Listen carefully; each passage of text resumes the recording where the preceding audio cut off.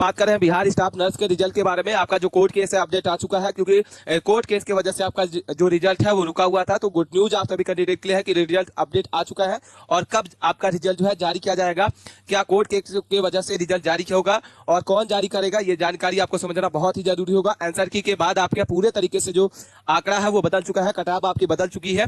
प्रश्नों पर आपत्ति अगर बात करते हैं तो इसमें आपका जो प्रश्नों पर आपत्ति है बोनस अंक मिलेगा या नहीं होगा। जो कैंडिडेट जो है प्रश्नों पर आपत्ति लगाए हैं, क्या उनको बोनस अंक मिलेगा या नहीं मिलेगा। एग्जाम लेवल की बात करते हैं तो आपका जो एग्जाम लेवल है वो हार्ड टू मॉडरेट रहा है। कैसा रहा है?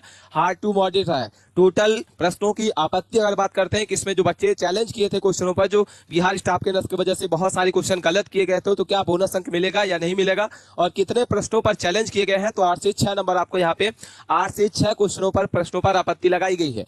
तो क्या बोनस अंक मिलेगा या नॉर्मलाइजेशन में मार्क्स बढ़ेगा आपका, ये जानकारी आपको समझना बहुत ही जरूरी होगा। इसके बाद हम बात कर लेते हैं इसमें कि टोटल वैकेंसी जो आपकी है, टोटल वैकेंसी कितनी है, तो 11,389। ठीक है, बहुत अच्छी खासी वैकेंसी इस बार निकाली गई बिहार स्टाफ नर्स की तरफ से। उपस्थिति अगर बात करते हैं तो इसमें 45,000 स्टूडेंट ने इस बार एग्जाम दिया हुआ है। टोटल आवेदन के बारे में बात करते हैं तो टोटल आवेदन आपके 95,648 है। ठीक है, इस बार जो है जैसा कि बता दें कि आपका जो जितनी वैकेंसी आपके 11,389 है उस हिसाब से आपके फॉर्म अप्लाई नहीं किए गए हैं। ठीक है, यहाँ पे फॉर्म अप्लाई कितने किए गए हैं? 95,648 फॉर्म ही अप्लाई किए गए हैं। टोटल आवेदन है जो स्टूडेंट ने अपना फॉर्म अप्लाई कर रखा है।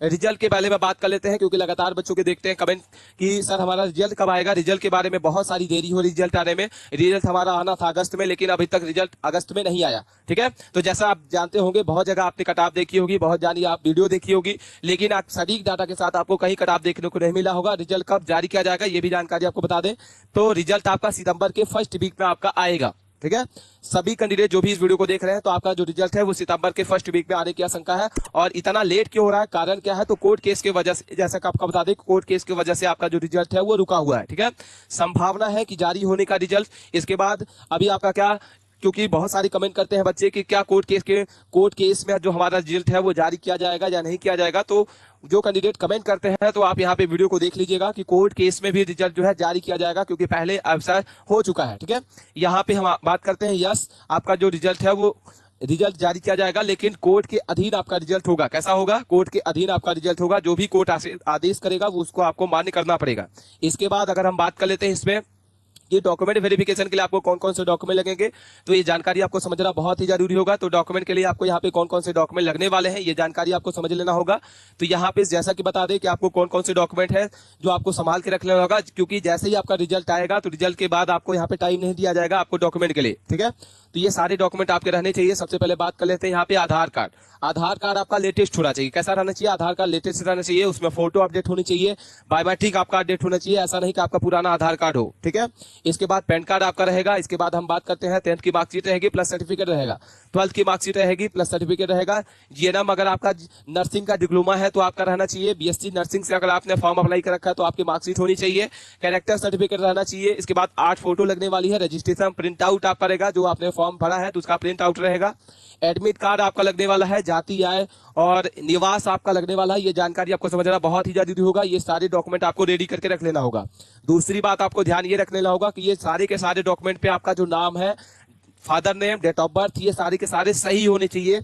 अगर कोई भी त्रुटि है तो आप अभी से ही सुधरवा ले उसको। ठीक है, नहीं तो क्या होगा कि जैसे ही आपका नाम आ जाता है आपको डॉक्यूमेंट वेरिफिकेशन के लिए बुला लिया जाएगा, लेकिन जैसे ही आपका नाम गलत पाया जाएगा तो वहां से आपको भगा दिया जाएगा। तो ऐसा ना हो, आप पहले से क्या करें, अपना डॉक्यूमेंट रेडी करके रखें। सारी जानकारी आपको यहाँ पे करेक्ट रख लेना होगा। इसके बाद हम बात कर लेते हैं कि इसमें कौन कौन सी पोस्ट रहने वाली है। यहाँ पे समझना बहुत ही जरूरी होगा कि कौन कौन सी आपकी यहाँ पे निकाली गई है। तो सबसे पहले हम टोटल पोस्ट के बारे में बात करते हैं। 11,389 पोस्ट पर इसकी वैकेंसी निकाली गई है। अब कैटेगरी वाइज बात कर लेते हैं। जैसा कि बता दें कि इसमें 35% का आरक्षण महिलाओं को मिला है इस बार।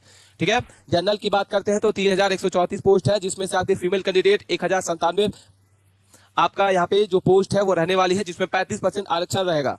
ईबीसी की बात करते हैं तो ईबीसी के लिए आपको यहाँ पे 3,170 है, जिसमें से 494 आपका यहाँ पे फीमेल कैंडिडेट के लिए यहाँ पे पोस्ट रहने वाली है। ईबीसी के बाद हम ईडब्ल्यूएस की बात करते हैं तो 700 आपका रहेगा 84। इसके बाद 274 रहेगा फीमेल कैंडिडेट। एससी की बात करते हैं तो 2,853 रहेगा, 440 आपका फीमेल कैंडिडेट। एसटी की बात करते हैं 121 रहेगा आपका, ऑल पोस्ट है, जिसमें से 27 आपकी फीमेल कैंडिडेट की रहेगी। बीसी की बात करते हैं 933 रहेगी। पिछड़ा वर्ग महिलाओं की बात करते हैं तो 447 आपकी टोटल पोस्ट आपको यहाँ पे देखने को मिलेगी। ठीक है, तो यहाँ पे हमने आपको कैटेगरी वाइज पोस्ट बता दिया कि आपकी कितनी पोस्ट खाली है और किसमें आपने अप्लाई कर रखा है। आप कमेंट करके हमें जरूर बताइएगा। इसके बाद हम बात कर लेते हैं इसमें कि मिनिमम क्वालिफाई मार्क्स क्या रहेगा। इसके बाद हम बात करेंगे मिनिमम क्वालिफाई मार्क्स क्या रहेगा। तो जनरल कैटेगरी का बात करते हैं 40% रहेगा। बीसी की बात करते हैं यहाँ पे 36.5 रहेगा। ईबीसी की बात करते हैं यहाँ पर तो 34 पॉइंट रहेगा। ST/SC फीमेल कैंडिडेट की बात करते हैं यहाँ पे PWD की तो आपका रहेगा क्वालिफाई मार्क्स 32%। ठीक है, मात्र 32% आप यहाँ पे क्वालिफाई होंगे। लेकिन आपको यहाँ पे ध्यान रखना होगा, क्या ध्यान रखना होगा कि यह केवल न्यूनतम योग्यता जो है अंक है। ठीक है, यह अंतिम कटाव परीक्षा की कठिनाई, रिक्तियों की संख्या के और उम्मीदवारों की संख्या पर निर्भर होगी। ठीक है, जैसा कि आपको बता दें कि ये मिनिमम क्वालिफाई मार्क्स है, लेकिन इसमें से आपको यहाँ पे सिलेक्शन नहीं मिलने वाला है। आपका जो होगा जैसे ही रिजल्ट आएगा तो रिजल्ट पे आपका मेरिट लिस्ट में नाम आएगा, मेरिट लिस्ट बनेगी और जो मेरिट लिस्ट होगी वो पोस्ट वाइज होगी। जितनी वैकेंसी खाली होगी उस हिसाब से आपकी क्या होगी, यहाँ पे वैकेंसी निकाली जाएगी, उस हिसाब से आपकी मेरिट लिस्ट बनेगी, उसके बाद आपका नाम आएगा। ठीक है, तो इसके बाद हम बात कर लेते हैं कि आपकी कौन कौन सी आपकी यहाँ पे जो कौन कौन सी आपकी हार्ड शिफ्ट रही है, क्योंकि समझना इसको भी जरूरी होगा। एग्जाम लेवल की बात करते हैं तो आपका हार्ड टू मॉडरेट रहा है और एग्जाम आपका जो है 30 जुलाई से लेकर 3 अगस्त के बीच में चला है।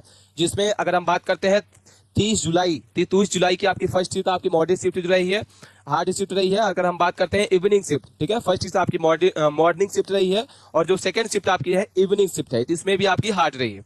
31 जुलाई की अगर बात करते हैं आपकी फर्स्ट शिफ्ट तो मॉडरेट टू हार्ड रहा है, सेकंड शिफ्ट आपकी हार्ड रही है। अगर हम बात करते हैं 1 जुलाई की तो 1 अगस्त की, तो 1 अगस्त की जो मॉर्निंग शिफ्ट थी उसमें आपका मॉडरेट रहा है और सेकंड शिफ्ट की अगर बात करते हैं इवनिंग शिफ्ट तो यहाँ पे आपकी हार्ड रही है। वहीं अगर हम बात करते हैं 3 अगस्त, तो 3 अगस्त की जो मॉर्निंग शिफ्ट आपकी की गई थी उसमें आपका जो एग्जाम लेवल था वो आपका मॉडरेट टू हार्ड रहा है। तो यहाँ पे हमने आपको बता दिया कि जो शिफ्ट आपकी हुई है तो कौन सी आपकी हार्ड रही है और कौन सी शिफ्ट आपकी मॉडरेट रही है। इसी के हिसाब से आपका नॉर्मल आपका भी बढ़ के देखने को मिलेगा। इसके बाद हम बात कर लेते हैं कि आपका जो मेरिट लिस्ट बनेगी वो आपका कितने की बनेगी। 100 मार्क्स 100 क्वेश्चन आपके यहाँ पे देख रहे हो, 100 नंबर की आपकी मेरिट लिस्ट बनेगी, जिसमें 75 नंबर आपका रिटर्न का रहेगा, 25 नंबर आपका अनुभव के दिए जाएंगे। ठीक है, और आप अपना कमेंट करके जरूर स्कोर बताइएगा कि आपका स्कोर कितना है। ठीक है, कमेंट करके जरूर बताइएगा कि आप किस कैटेगरी से हैं और आपका स्कोर क्या है। ठीक है, इसके बाद हम जनरल कैटेगरी की अगर बात करते हैं तो आपका अगर आपका 60 से 65 नंबर है तो आप यहाँ पे सेव रहने वाले हैं।